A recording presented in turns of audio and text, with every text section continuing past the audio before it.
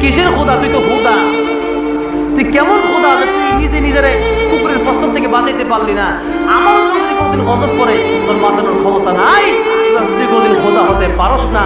খোদা তিনি, রব তিনি, যিনি আমাকে, আমি আকাশে গেলেও সে আল্লাহ দেখবে, সাগরের তলদেশে দেশে গেলেও আমি বিপদে পড়লে লঞ্চ ডুবে যেতে পারে, বিমান ক্রাশ হয়ে যেতে পারে, সেই বিপদের সময় আমার কেউ দেখবে না। আমার আল্লাহকে আমি যখন একবার আল্লাহ বলে ডাক দিব, আমার আল্লাহ আমাকে সাহায্য করবে। তিনি হলেন রব, তিনি হলেন সব। ঠিক কিনা বলে?